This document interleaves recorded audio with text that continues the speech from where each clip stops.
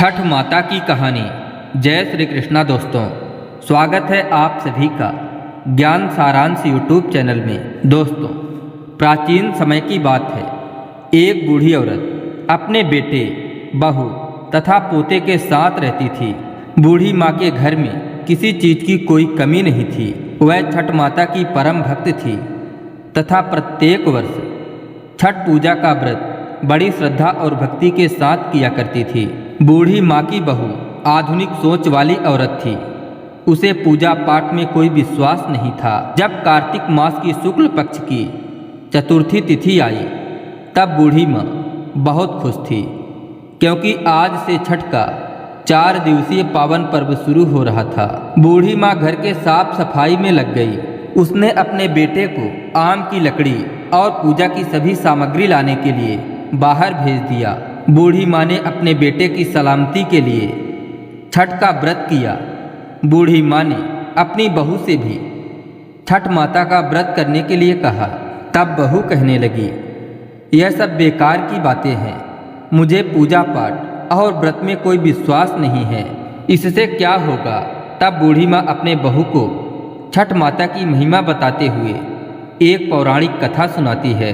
बूढ़ी माँ कहती है, बेटा, बहुत समय पहले की बात है। प्रियव्रत नाम के एक प्रसिद्ध राजा थे। उनके पिता का नाम स्वयंभू मनु था।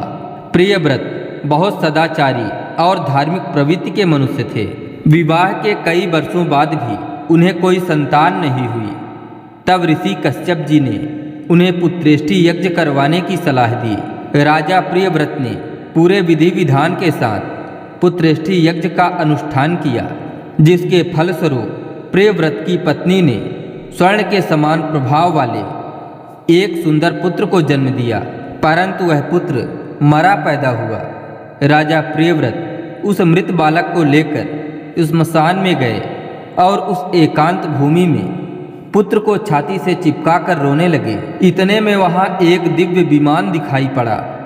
शुद्ध और स्फटिक मणि के समान चमकने वाला वह विमान अमूल्य रत्नों से बना था। उस विमान पर बैठी हुई मन को मुग्ध करने वाली एक परम सुंदरी देवी को राजा प्रियव्रत ने देखा। उन्हें सामने विराजमान देखकर राजा ने बालक को भूमि पर रख दिया और बड़े आदर के साथ उनकी पूजा और स्तुति की। वह देवी स्कंद भगवान की पत्नी षष्ठी देवी थी। उनका शांत विग्रह ग्रीष्मकालीन सूर्य के समान चमचमा रहा था। उन्हें प्रसन्न देखकर राजा ने पूछा, हे देवी, तुम कौन हो? महाराज प्रियव्रत की बात सुनकर देवी उनसे कहने लगी, राजन, भगवती मूल प्रकृति के छठे अंश से प्रकट हुई देवी षष्ठी हूँ और इस संसार में छठ माता के नाम से प्रसिद्ध हूँ। इस प्रकार कहकर छठ माता ने उस बालक को उठा लिया और अपने प्रभाव से उसे पुनः जीवित कर दिया। अब राजा ने देखा तो स्वर्ण के समान प्रभाव वाला वह बालक हंस रहा था। अभी महाराज प्रियव्रत उस बालक की ओर देख ही रहे थे कि माता उस बालक को लेकर आकाश में जाने को तैयार हो गई। यह देखकर राजा के कंठ, होंठ और तालू सूख गए। उन्होंने माता की स्तुति की। तब प्रसन्न हुई माता ने कहा, तुम सर्वत्र प्रकृति यानी सूर्य, जल, वायु की पूजा कराओ और स्वयं भी करो। प्रकृति की आराधना से तुम और समस्त संसार वर्ष भर सुखी, स्वस्थ और निरोगी होंगे और दीर्घायु प्राप्त करेंगे। तब राजा प्रियव्रत ने सूर्य, उषा, जल, वायु और छठ माता का व्रत किया और पूजा की, जिससे प्रसन्न होकर छठ माता ने राजा को उनके पुत्र को दे दिया। तब से कार्तिक शुक्ल पक्ष के षष्ठी के अवसर पर सूर्य, उषा, प्रकृति, जल, वायु और छठ माता की पूजा की जाने लगी। तब बूढ़ी माँ ने बहू से कहा कि बेटी, छठ माता की महिमा तो ऐसी है कि स्वयं भगवान श्री राम तथा माता सीता ने भी छठ का व्रत करके भगवान सूर्य देव का आशीर्वाद प्राप्त किया था। महाभारत काल में दानवीर कर्ण और पांडव भी महाभारत के समय में छठ का व्रत किया करते थे। यह सब सुनकर वह आधुनिक वाली बहू बोली, यह सब मनगढ़ंत कहानी है, मैं इन पर विश्वास नहीं करती।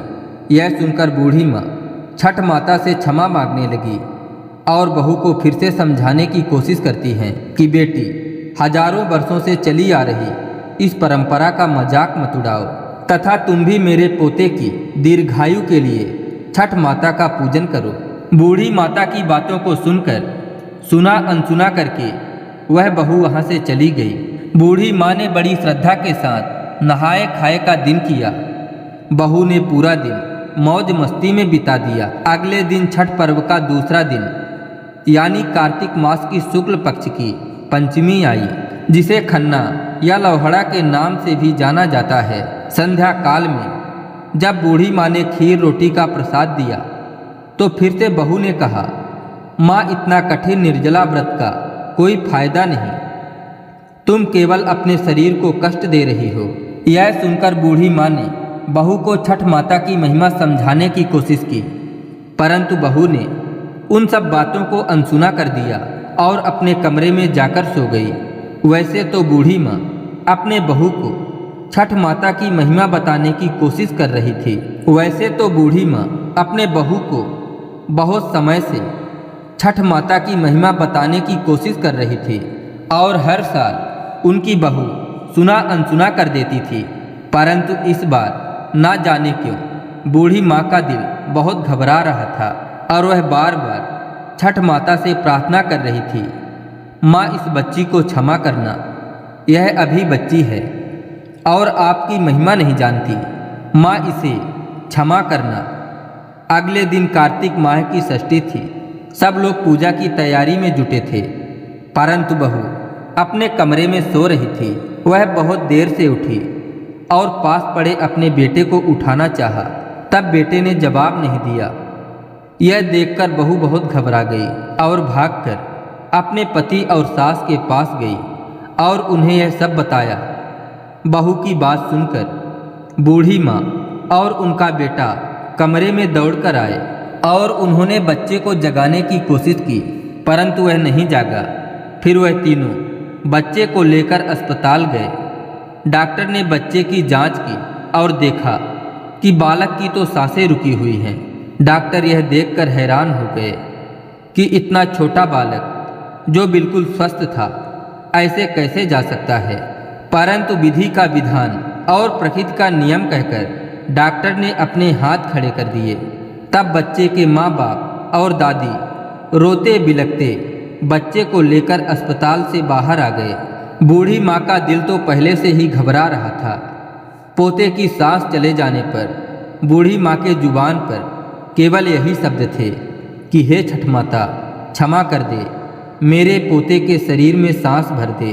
तुम तो पुत्र देने वाली हो, उनका पालन और उनका कल्याण करने वाली हो।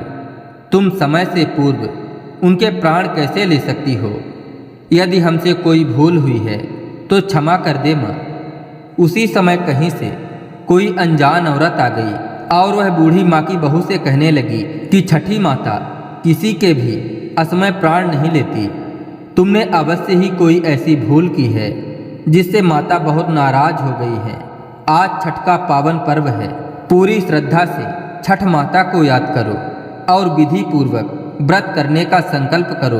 तुम्हारा पुत्र अवश्य ही जीवित हो उठेगा। शोक में डूबी हुई माँ के लिए यह शब्द उम्मीद की किरण लेकर आई और न जाने कहाँ से बहू के अंदर एकदम से श्रद्धा का संचार हो गया। तब बहू ने आंखें बंद करके छठ माता को याद किया और विधि पूर्वक छठ माता का व्रत करने का संकल्प लिया। जैसे ही बहू ने आंखें खोली तो उसने देखा कि उसका बच्चा आंखें खोलकर हंस रहा है। यह करिश्मा देखकर सब परिवार वाले और डॉक्टर आश्चर्यचकित हो गए। बच्चे को जीवित देखकर जैसे ही उस अनजान औरत को धन्यवाद करने के लिए सिर घुमाया तो वह देखा कि वहाँ कोई नहीं है। वह समझ गई कि ये साक्षात छठ मैया थी जो उसे स्वयं इस व्रत की महिमा का ज्ञान कराने के लिए आई थी। उसके बाद बहू ने बूढ़ी माँ के साथ मिलकर पूरी श्रद्धा के साथ पूजा की तैयारी की और शाम को घाट पर जाकर सूर्य देव को संध्या का अर्घ्य और अगले दिन उषा अर्घ्य दिया।